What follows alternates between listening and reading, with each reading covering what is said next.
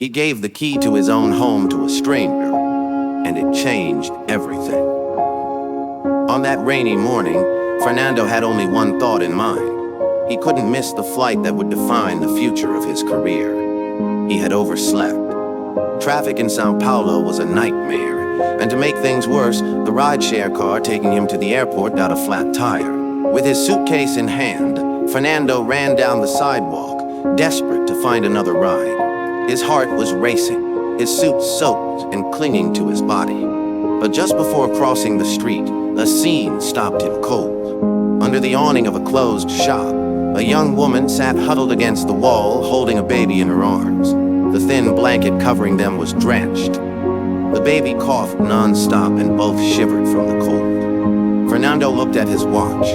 Less than 40 minutes until boarding. Logic screamed for him to keep going, but his heart refused. He approached. "Do you need help?" he asked softly. The young woman lifted her tired eyes, full of shame and exhaustion. "They evicted us yesterday," she said. "I have nowhere to go." Fernando reached for his wallet, but she shook her head firmly. "I don't want charity. I'm just going through a bad moment." That pride, so fragile and dignified, hit him deeply. Without thinking, Fernando took off his jacket, reached into the pocket, and placed his house keys in her hand. "Rua Consolação, number 850, apartment 301, he said. "Go there. There's food, clothes, and a dry bed. We'll talk later." The young woman froze. "But you don't even know me." "I know," Fernando replied. "But that baby needs to get out of the cold, now."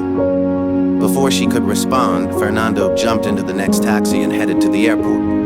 During the entire flight, he couldn't stop thinking about what he'd done. Had he lost his mind? When he got back, would his house be empty? Robbed? Doubt consumed him. Fernando had risked everything for a complete stranger. If you believe true kindness has no conditions, comment. 5 days later, Fernando returned home, his heart pounding as the elevator doors closed. He opened his apartment door and stopped.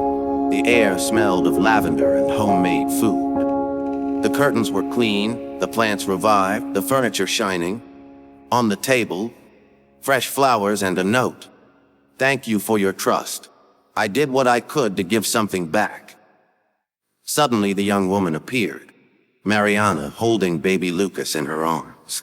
She looked startled. "I was just about to leave," she said nervously. "No," Fernando said firmly.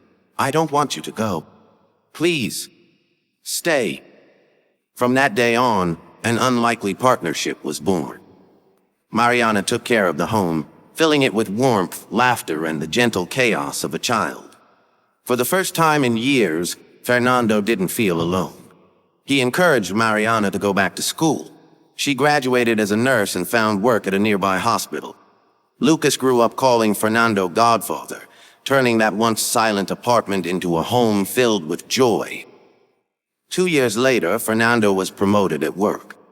But his greatest success wasn't his career. It was coming home each night to his new family. Together, they created a project to support mothers in vulnerable situations, proving that one simple act of trust on a rainy morning didn't just open the door of a house, it opened an entire future.